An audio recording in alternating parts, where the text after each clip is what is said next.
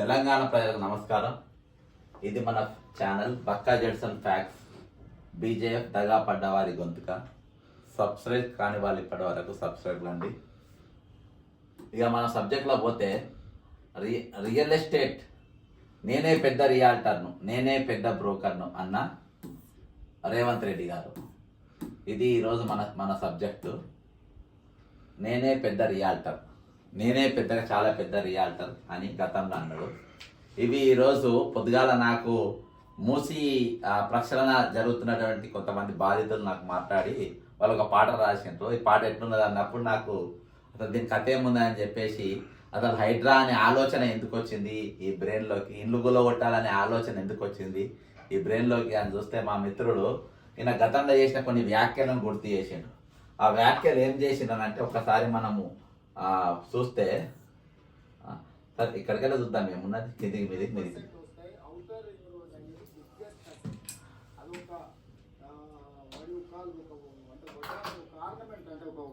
నగిసి so దాని చుట్టూతా ప్రతి 10 కిలోమీటర్లకు ఒక శాటిలైట్ టౌన్షిప్ని డెవలప్ చేసి మధ్యతరగతి వాళ్లకు, పేదవాళ్లకు సొంతింటి కళ సహకారాన్ని చేయడమే కాకుండా అక్కడికి 10 శాటిలైట్ టౌన్షిప్స్కి మెట్రో రైల్ ఎక్స్టెన్షన్ చేసి రేడియల్ రోడ్స్ డెవలప్ చేసి హైదరాబాద్ మీద ఈ ఒత్తిడి తగ్గించి, నేను పదే చెప్తున్నా, మెగా అంటే ఇప్పుడు మాస్టర్ ప్లాన్ ఏదైతే చేస్తుందో mega master plan for Telangana, not for Hyderabad.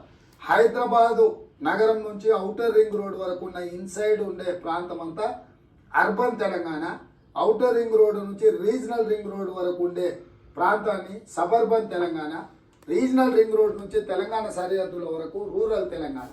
ఈ మెగా మాస్టర్ ప్లాన్లో ఇందులో మనం చూస్తే ఇలా 3 వచ్చినాయి. ఒకటి ring road, outer ring road, ఇంకో రింగ్ రోడ్డు, మొత్తం తెలంగాణకు అంతా కలిపి వేస్తా అని చెప్పేసి పరిస్థితి ఒరిజినల్గా మనకు చెప్తుండ్రు.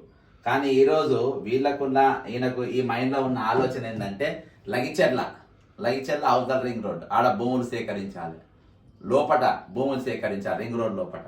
దాని తర్వాత అది నేను ఇంకా ముందు పోతే నేను చూపెడతా. దాని తర్వాత ఈయన చేస్తున్నట్టు వ్యాపారాలు మొత్తం ఈరోజు రియల్ ఎస్టేట్ దందా అని చెప్పేసి బాజాప్తా చెప్పిండు. ఫస్ట్ మనం చూద్దాం ఒకసారి. నేనే పెద్ద రియాల్టర్ను.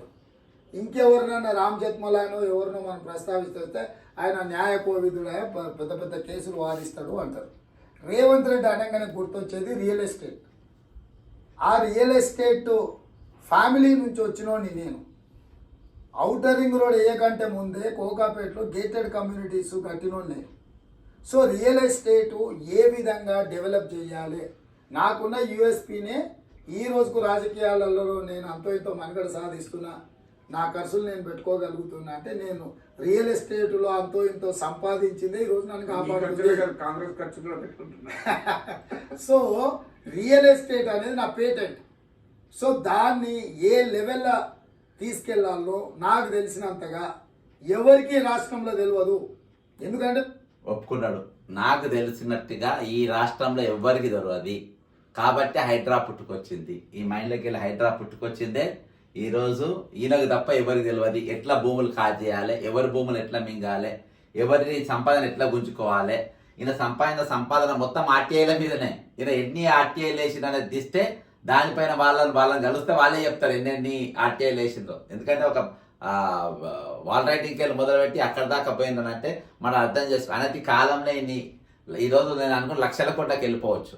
లక్షల కోట్ల రూపాయలకి ఈరోజు ఎట్లా చేరిందనంటే ఇదే. ఇప్పుడు వీళ్ళన్న దందా చేస్తాడు. హైడ్రా తీసింది కదా, హైడ్రాలో వీళ్ళన్న స్టే తెచ్చుకుంటాడు. ఒక తమ్ముని వాళ్ళ సొంత బ్రదరు ముఖ్యమంత్రి గారు ఉన్నప్పుడు ఆయన ఒక నోటీస్ ఇచ్చినప్పుడు అందరి ఇల్లు గులగొడుతున్నారు, నా ఇల్లు నేను గులగొడతా అనుకోవాలి. ఇక కేవీపీ రామచంద్రరావు గారు చెప్పిండ్రు, మీరు కేవీపీ రామచంద్రరావు ఇల్లు కూలగొట్టాలన్నా, సవితా ఇంద్రెడ్డి కూలగొట్టాలన్నా అని చెప్పినప్పుడు కేవీపీ రామచంద్రరావు గారు బాజాప్తా స్టేట్మెంట్ ఇచ్చిండ్రు. నా ఇల్లు 1 ఇంచున్న గీత గీచుకొని నేనే కూలగొట్టుకుంటా అని చెప్పిండు. మరి ఆ స్టేట్మెంట్ నీ బ్రదర్ ఎందుకు ఇవ్వలే, నీ సోదరు తిరుపతి రెడ్డికి ఎందుకు ఇవ్వలే, కోర్టుకు పోయి స్టే ఎందుకు తెచ్చుకుండు అంటే ఐడియా ఇచ్చింది నువ్వే. ఎందుకు ఇచ్చినావంటే రియల్ ఎస్టేట్ నాకు తెలిసినంతగా ఎవరికి తెలియదు కాబట్టి అదే చేస్తుండు. కాబట్టి అక్కడ దాకా ఆగకుండా ఈరోజు ఎక్కడెక్కడ భూములు ఉన్నాయో ఆడ మొత్తం గుంజుకుంటారు. ఇగో ఇది సంగారెడ్డి జిల్లా.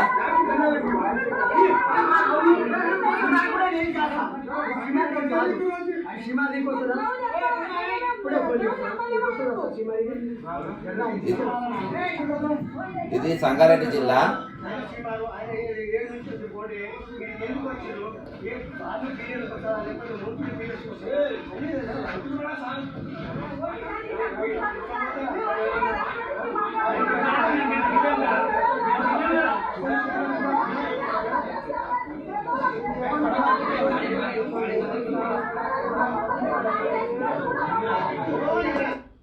ఇది 429 ఎకరాలు కొండకల్ మరియు వెలిమల విలేజెస్. ఇది సంగారెడ్డి రంగారెడ్డి 2 జిల్లాలలో వస్తాయి. ఇక్కడ ఇక్కడ ఇక్కడ ఎవరెవరు అంటే ల్యాండ్ గ్రాబర్స్ వీళ్ళు దగ్గరుండి పొంగిరెడ్డి శ్రీనివాసరెడ్డి వాళ్ళ వాళ్ళ వాళ్ళ బంధువులు అంటే వాళ్ళ కొడుకు వాళ్ళ పేరు పైన ఒకటి. మరి అంతేకాకుండా ఈరోజు ఫోర్సబుల్ ఎవరెవరు revenue secretary Naveen Mittal, Pongireddy Srinivasa Reddy, Aurobindo Pharma Nithyananda Reddy, Aparna Uday Kumar Reddy, Vikram Kumar Reddy, Greenwell Kalyan Reddy, వీళ్ళందరూ కూడా ఎస్ఎస్ రెడ్డి, వీళ్ళందరూ కుమార్ రెడ్డి, విక్రమ్ రెడ్డి, వీళ్ళందరూ కూడా ఈరోజు బాగా జాపుతా ఉండి ఇది ఎక్కడ ఉన్నది. ఇంతకుముందు రేవంత్ రెడ్డి గారు చెప్పిండు కదా, పెద్దలు రేవంత్ రెడ్డి గారు చెప్పిండ్రు కదా, ఏమని చెప్పిండు? ఇంకెవరినైనా రామ్ జత్మలాను ఎవరినో మనం ప్రస్తావిస్తే ఆయన న్యాయ కోవిదుడే. ఇక్కడ కాదు, ఇది రియల్ ఎస్టేట్ అనేది నా పేటెంట్. సో దాన్ని ఏ లెవెల్లో తీసుకెళ్లాలో నాకు తెలిసినంతగా రియల్ ఎస్టేట్ పేటెంట్ ఏ లెవెల్కు తీసుకెళ్ళానో ఆ లెవెల్కు తీసుకొచ్చింది. ఏ లెవెల్కు తీసుకొచ్చిండ్రు? మందిళ్ళు గులగొట్టిండ్రు, మంది జాగాలు గుంజుకున్నారు. ఈరోజు అమీన్పూర్ పైన ఇండ్లు మొత్తం కూలినాయి. అమీన్పూర్ కింద వీళ్ళ brother Tirupati Reddy real estate చేస్తూ ఉంటారు. 250 గదాల ప్లాట్ సర్వే చేసినందుకు 50 గదాల ప్లాట్ ఆయనకు ఇవ్వాల్సిన పరిస్థితి. అంతేకాకుండా అమ్మినవి మీ బఫర్ జోన్ల కిందికి పోతాయి, ఇవి కులగొడతారని చెప్పి బెదిరించి చాలా మంది దగ్గర కొనుక్కున్న పరిస్థితి. కాబట్టి వీళ్ళకి తప్ప ఎవరికి తెలియదు. ఇంకా చాలా మంది కొంతమంది చైర్మన్లు అయినరు, సుల్తాన్ అని పిలిపించుకునేటోళ్ళు ఈరోజు దొంగ. వాని పేరు నాకు ఎప్పుడు ఇష్టం లేదు కాబట్టి వాడు ఎవడో మీకు అందరికీ తెలుసు. ఈరోజు సుల్తాన్ అని చెప్పుకుంటాడు, ఒక కార్పొరేషన్కు చైర్మన్గా ఉన్నాడు. వాడు ఈ మైనార్టీ భూములు, వక్ఫ్ బోర్డు భూములు, ఇంకా మల్కాజ్గిర్ల భూములు, వీళ్ళందరి భూములు కబ్జా చేసే పరిస్థితి. రేపు ఎమ్మెల్సీ హోంమంత్రి కూడా అడుగుతున్నట్టు ఆయన కోసం. ఇవన్నీ చేస్తే అందుకనే మున్సిపల్ శాఖ ఈయన కిందనే పెట్టుకున్నాడు. ఈరోజు దీనికి municipal administration and urban development adviser ఎవరంటే ఆంధ్రాకు చెందినటువంటి వ్యక్తిని రఘునాథ్ రెడ్డి గారిని నా దగ్గర పెట్టుకున్నారు. అన్ని ఎకో సిస్టమ్ క్లస్టర్స్ కింద విడగొట్టి అన్ని రకాలుగా శాటిలైట్ టౌన్షిప్స్ డెవలప్ చేసి దాంతో పాటు ప్రపంచంతో పోటీ ప్రపంచంతోనే అంట. ఈరోజు వరల్డ్ తోనంట, ప్రపంచంతో, పక్క రాష్ట్రంతో కాదు, పక్క దేశంతో కూడా కాదు, ఏకంగా మన ప్రపంచ దేశాలు అన్ని దేశాలతోని. పాకిస్తాన్తో పోటీ అన్న ఇవాడ నమ్ము, ఆఫ్ఘనిస్తాన్తో పోటీ అన్న నమ్ము, ఏకంగా అమెరికాతోని, ఫ్రాన్స్తోని, సిరియా వాటితోని ఏది పోటీ పడతా అని చెప్తున్న ఈ పోటు మోగని మాటలు వింటే ఈరోజు ఉన్న అభివృద్ధి ఇవాళ మనం ఒక ఈ ఔటర్ రింగ్ రోడ్డు కాడికి మీరు గచ్చిబౌలి ఏరియా పోండి, 1,00,000 ఫ్లాట్ ఈరోజు ఖాళీగా అయిన దెబ్బకు 1,00,000 ఫ్లాట్లు. రిజిస్ట్రేషన్ ఆఫీస్ పోయి అడుగుంటే ఇవాళకి రోజుకి ఎన్ని రిజిస్ట్రేషన్లు అవుతున్నాయి అని అంటే ఈరోజు 2-3 కంటే ఎక్కువ అవుతలేవు. అవి కూడా ఇండ్లు, పాత ఇండ్లు కొనుగోలు అవి తప్ప కొత్తవి జరుగుతలేవు. ఈరోజు ఈయన దెబ్బకు అందరూ భయపడి ఆంధ్రాకు లేదు ప్రపంచవ్యాప్తంగా పారిపోతున్నారు. హైదరాబాద్ లో కొట్టే దెబ్బకు ప్రపంచమంతా ఈయన మళ్ళీసారి 100% వస్తాయి. ఔటర్ రింగ్ రోడ్ అనేది 100% వస్తాయి. ఔటర్ రింగ్ రోడ్ అనేది బిగ్గెస్ట్ అసెట్. అదొక ఏమన్నాడు? ఔటర్ రింగ్ రోడ్ అనేది బిగ్గెస్ట్ అసెట్. ఇప్పుడు నేను చూపించిన బంజారా భూములు కూడా అవే బిగ్గెస్ట్ అసెట్ అంటే గుంజుకుంటారు. అంటే వడ్డానం ఒక ఆర్నమెంట్, అంటే ఒక నగసి. సో దాని చుట్టూ దొబ్బేసేండ్రు. ఏది ఆర్నమెంట్, వడ్డానము. ఏది హైదరాబాద్ చుట్టూ రింగ్ రోడ్ అనేది ఒక వడ్డానము. ఈరోజు తెలంగాణ తల్లి బొమ్మని చేసిండు. తెలంగాణ తల్లి వడ్డానం లేదు, పోయింది. తెలంగాణ ఏర్పడ్డాక వడ్డానం ఉండే, తల కిరీటం ఉండే, మంచి కమ్మలు ఉండే, పెద్ద హారం ఉండే, మంచి పట్టు చీర కట్టుకుంది తెలంగాణ తల్లి. ఈయన సీఎం గానే తెలంగాణ తల్లి బొమ్మ మార్చిండు. వడ్డానం దొబ్బేసిండ్రు, తల మీద కిరీటం దొబ్బేసిండ్రు, కంగనాలు దొబ్బేసిండ్రు, రత్నాలు వైద్యులతో హారాలు దొబ్బేసిండ్రు. ఈయన చెప్పేది అదే. ఇప్పుడు అంతా తయారు చేసి కొత్త బొమ్మ తయారు చేసింది కదా, ఆ బొమ్మకి ఏం లేవు. అంటే ఈ బొమ్మ ఎట్లుందో తెలంగాణ కూడా అట్లా తయారు చేసే బాధ్యత నాది. ఎందుకంటే నేను రియల్ ఎస్టేట్ నాకు మించిన బ్రోకర్ ఎవరు లేడు. నా అంత పెద్ద రియాల్టర్ ఎవరు లేరు అని చెప్పి ఈరోజు చెప్పే పరిస్థితి ఈ రోజు కనబడుతుంది. ప్రతి 10 కిలోమీటర్లకు ఒక శాటిలైట్ టౌన్షిప్ ని డెవలప్ చేసి ఆ, మధ్య తరగతి వాళ్లకు పేద వాళ్లకు ఆ. సొంతింటి కళ సహకారాన్ని చేయడమే కాకుండా అక్కడికి ఎంతమంది సొంత ఇల్లు కట్టుకున్నారు ఈయన వచ్చినాక ఎన్ని ఇళ్ళకి పర్మిషన్లు ఇచ్చింది ఇలాంటి వరకు ఈయన వచ్చినాక ఎన్ని లేఅవుట్లు అయినాయి. నువ్వు కూలగొట్టిన పక్కన పెట్టు, నువ్వు కట్టించిన దానికంటే కూలగొట్టిన ఇల్లు ఎక్కువ ఈ రోజు. నువ్వు కూలగొట్టిన ఇల్లు, కూలగొట్టిన విల్లాలు, కూలగొట్టిన అపార్ట్మెంట్లే ఈ రోజు ఎక్కువ ఉన్నాయి. నువ్వు కట్టిన ఏం లేదు, నువ్వు వచ్చినాక పర్మిషన్లే పని చేసిన మొత్తం. శాటిలైట్ టౌన్షిప్స్ ఓ అబ్బా, ఈ ఇంగ్లీష్ పదాలు ఏదో నేర్చుకుంటా. శాటిలైట్ పదాలని, ఎకో సిస్టమ్ అని, ఎకో సిస్టమ్ ఇవన్నీ ఎందుకు బాస్ నీకు? రేడియల్ రోడ్స్ డెవలప్ చేసి హైదరాబాద్ రేడియల్ రోడ్స్ అంట. Radial roads, ecosystem, radial roads. ఈ ఒత్తిడి తగ్గించి నేను పదే చెప్తున్నా, మెగా అంటే ఇప్పుడు మాస్టర్ ప్లాన్ ఏదైతే ఇస్తుందో mega master plan for Telangana, not for Hyderabad. Hyderabad నగరం నుంచి ఔటర్ రింగ్ రోడ్ వరకు ఉన్న ఇన్సైడ్ ఉండే ప్రాంతం అంతా లోపల ఔటర్ రింగ్ రోడ్ నుంచి రీజనల్ రింగ్ రోడ్ వరకు ఉండే ప్రాంతాన్ని suburban Telangana, regional ring road నుంచి తెలంగాణ సరిహద్దుల వరకు రూరల్ తెలంగాణ. ఈ మెగా మాస్టర్ ప్లాన్ లో అన్ని ఎకో సిస్టమ్ క్లస్టర్స్ కింద ఎకో సిస్టమ్ క్లస్టర్స్ అంట.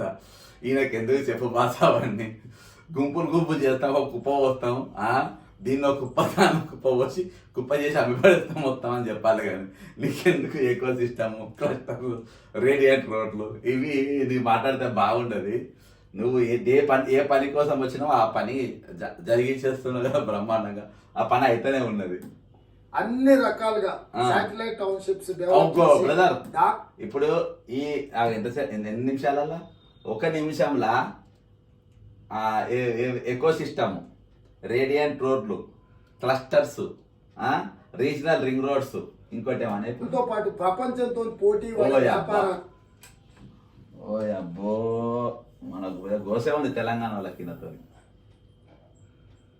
మెగా మాస్టర్ ప్లాన్ లో అన్ని ఎకో సిస్టమ్ క్లస్టర్స్ కింద విడగొట్టి అన్ని రకాలుగా శాటిలైట్ టౌన్షిప్ అంటే ఇక కొత్తగా ఎకో సిస్టమ్ అయిపోయింది, అపార్ట్మెంట్లు అయిపోయినాయి, డబుల్ బెడ్రూమ్లు అయిపోయినాయి, శాటిలైట్ టౌన్షిప్స్ కాడికి ఈ రోజు వచ్చింది. అంటే వీళ్ళు చేసేది హైదరాబాద్ లో నడుస్తుంది ఏంటంటే రియల్ ఎస్టేట్ నడుస్తుంది. కాబట్టి సెక్రటరియట్ బోర్డు మార్చాలి, నేనే మారుస్తా. ఏమని మారుస్తా అంటే Telangana office of the Telangana main real estate broker office అని చెప్పి పెడదాం సెక్రటరియట్ బోర్డు. లేకుంటే తెలంగాణ రియాల్టర్ సెక్రటరియట్ అని పెడదాం. ఎందుకంటే ఈరోజు సెక్రటరియట్లో నడిచేది ఇది కాదు. ఈయన పొంగిలేటి వీళ్ళిద్దరు కలిసి చేసేది ఏంటంటే మొత్తం భూదందాలు తప్ప ఈరోజు చేసేది ఏం లేదు. కాబట్టి అందుకని నాకు మించిన బ్రోకర్ ఎవరు లేడు, నేనే. ఎవరికి రాష్ట్రంలో తెలియదు, ఎందుకంటే మిగతా ఎవరికి తెలియదు. మాకు తెలియదు కదా బ్రదర్, మాకు దొంగతనాలు తెలియదు, ఓటుకు నోటు ఇచ్చిన వాళ్ళు మళ్ళీ సీఎం ఎట్లా కావాలో తెలియదు, మండి పార్టీలను ఎట్లా ముంచానో తెలియదు, ఒక తెలుగుదేశం పార్టీని ఎట్లా ముంచానో తెలియదు, బీఆర్ఎస్కి వెళ్ళి బీజేపీకి ఎట్లా పోవాలో తెలియదు, బీజేపీకి వెళ్ళి మళ్ళీ కాంగ్రెస్కి ఎట్లా రావాలో తెలియదు, కాంగ్రెస్ లో ఉండి మళ్ళీ బీజేపీతో దోస్తాన చేసుడు, బీఆర్ఎస్ మన టీడీపీతో దోస్తాన చేసుడు మాకు తెలియదు. ఇవన్నీ పోటు మొగని నీకే తెలుసు. చెప్పు. నుంచి వచ్చారు, నేను ఒక్కనే నువ్వు ఒక్కనే లంగాని, అందుకనే వచ్చినావు. చేయకూడదు పోయినావు, చేయకూడదు దొబ్బేసినావు, అసలు బయటికి నెత్తేసినావు, పోయి గడ్డ మీద కూర్చున్నావు, మొత్తం అందరితో ఈ రోజు వేట ఆడుతున్నావు. రాజకీయాలలో ఉన్న దాంట్లో ఎక్కువగా రియల్ ఎస్టేట్ నుంచి అందులో అవగాహన ఉండి రాజకీయాలకు వచ్చిన నేను. కాబట్టి హైదరాబాద్ ఇవాళ తెలంగాణకు మునిపెన్నోళ్ళండి బాధాప్త చెప్తున్నారు. ఇదో ప్రజాసేవకు అంకితమైన వాళ్ళు ఉండే, ప్రజాసేవ కోసము వాళ్ళ జీవితాన్ని దారపోసిన వాళ్ళు ఉండే.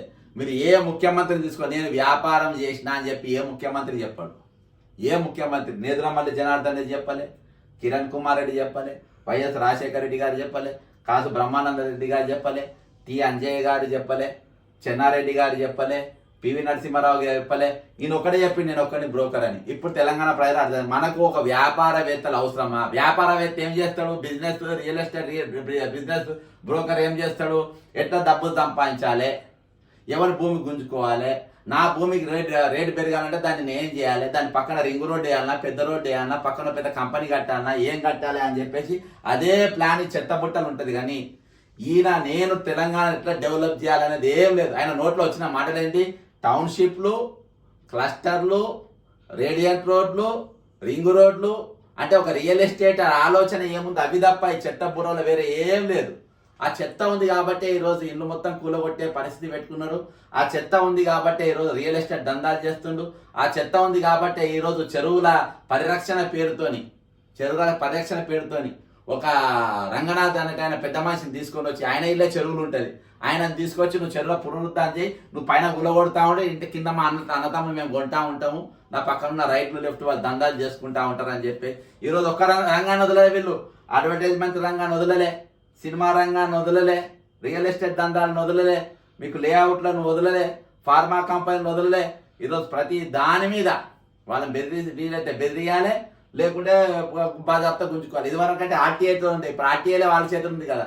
ఇయాటి వరకు ఈ పోటు మొగోడు ఆర్టీఐ ఎందుకు వేయలేదు, ఆర్టీఐ కమిషనర్ ఎందుకు పెట్టలేదు, ఆర్టీఐ మెంబర్లు ఎందుకు పెట్టలేదు ఈరోజు క్వశ్చన్ ఇది. ఎందుకంటే ఈయన చేసిన దందాలు వేరేవాడు ఎవరైనా చేస్తారని, ఈయన చేసే దొంగతనాలను బయటకు వస్తాయని చెప్పి చేస్తలేరు. కాబట్టి ఈరోజు తెలంగాణ ప్రజలు మీరు అర్థం చేసుకోవాలి, మన పాలకుడు ఎవడు? మన పాలకుడు ప్రజాసేవ కూడా, ప్రజాకంట కూడా. మన పాలకుడు ఎవడు? ప్రజల కోసం తన జీవితాన్ని త్యాగం చేసినోడా? ప్రజలతో త్యాగాలు చేయించుకునేటోడా? మన ముఖ్యమంత్రి ఎవరు? ఈరోజు తెలంగాణలో ఉన్న ముఖ్యమంత్రి ఎవరు? మన కోసం మేలు చేసేటోడా లేకుండా కీడు చేసేటోడా? మనకున్న ముఖ్యమంత్రి ఎవరు? మనకి ఇల్లు కట్టించేటోడా, ఇల్లు గురిచేటోడా? మన ముఖ్యమంత్రి ఎవడు? భూములు పంచేటోడా, భూములు గుంజుకునేటోడా? ఇవన్నీ మనం ఈరోజు తెలంగాణలో చూసినాం. నౌకర్లు ఇచ్చేటోడా, నౌకర్లు గుంజుకుంటాడా? ఇవన్నీ నెగిటివ్ క్వాలిటీస్ అన్నీ ఈయనకు మాత్రమే ఉన్నాయి. ఇవన్నీ ఈయన నోటితోనే నేను ఒక్కడు కూడా చెప్పలే మిత్రమా, తెలంగాణ మిత్రులారా, నా నోటితో నేను ఒక్కడు కూడా చెప్పలే. అన్నీ ఈయననే ఒప్పుకున్నాడు. నేను లంగగానని ఒప్పుకున్నాడు, మీరే నమ్ముతుందని చెప్పిండ్రు. నేను రెడ్ హ్యాండ్ దొరికినా అని చెప్పిండు, సిగ్గు లేకుండా మీరే ముఖ్యమంత్రి చేసిందని చెప్పిండు. నేను పీసీసీ నేను 6 గ్యారంటీలు ఇచ్చినా అని అన్నారు, మీరే నమ్మిండ్రు అని చెప్పిండ్రు. నేను ఎసొంటోని తెలిసినాక మీరెక్కడ నమ్ముతారని చెప్పిండు. మన తప్పే. తెలంగాణ ప్రజల మనమే అప్రమత్తంగా ఉండాలి. ఇలా ఒక రియాల్టర్ ముఖ్యమంత్రి, ఒక కాంట్రాక్టర్ రెవెన్యూ మంత్రి, వీళ్ళిద్దరు కలిసి ఈరోజు తెలంగాణను ఎటు తీసుకుపోతుండ్రో మన కళ్ళారా చూస్తున్నాం. ఆ రెవెన్యూ మంత్రి ఎవరో కాదు, పొంగులేటి శ్రీనివాసరెడ్డి అనేటోడు. ఓ దొంగ, ఓ గజ దొంగ. కాంట్రాక్టర్ నాకే కావాలంటాడు, భూములు నాకే కావాలంటాడు, ఎక్కడ పోయిన కబ్జాలు, ఏడ చూసినా ఈరోజు పవర్ మిస్యూజ్. 3 పార్టీలు తిరిగి వచ్చినోడు ఆ రెవెన్యూ మంత్రి, 4 పార్టీలు తిరిగినోడు ముఖ్యమంత్రి. అర్థమైందా? 4 పార్టీలు ఏదే పార్టీనా? BRS, TDP, BJP, Congress. 4 పార్టీలోడు ముఖ్యమంత్రి. 3 పార్టీలోడు వైఎస్ఆర్పి, టీఆర్ఎస్, బీఆర్ఎస్, ఇప్పుడు కాంగ్రెస్. 3 పార్టీలు పోతే రెవెన్యూ మంత్రి. కాబట్టి కాంగ్రెస్ పార్టీలో ఉన్నటువంటి సీనియర్ నాయకులు ఉత్తమ్ కుమార్ రెడ్డి గారు, శ్రీధర్ బాబు గారు, కోమరెడ్డి వెంకరెడ్డి గారు, దామోదర్ రాయనరసింహ గారు, మీరు అందరూ కూడా 4 పార్టీలో పోయి వస్తే ముఖ్యమంత్రి అంటే మీరు 5 పార్టీలో 4 పార్టీలో ఆల్రెడీ అయిపోయింది కాబట్టి మీరు 5 పార్టీలో పోయేసి వస్తే ముఖ్యమంత్రి అవుతారు. వీళ్ళొక పార్టీ పోండి. 4 పార్టీలో పోతే రెవెన్యూ మంత్రి అవుతారు, ఆ 3 పార్టీలో పోతే రెవెన్యూ మంత్రి అవుతారు. కాబట్టి మీరు పోటీ పడేది ఎన్ని పార్టీలో తిరిగితే మా పదవులు ఇస్తారో పోటీ పడండి. మీరు కాంట్రాక్టర్లు కాండి, రియల్టర్ కాండి. మీరు రియల్టరు, కాంట్రాక్టర్ కానంత వరకు మీకు రెవెన్యూ మంత్రి రాదు, ముఖ్యమంత్రి రాదు. జై తెలంగాణ, అమరవీరులకు జోహార్లు.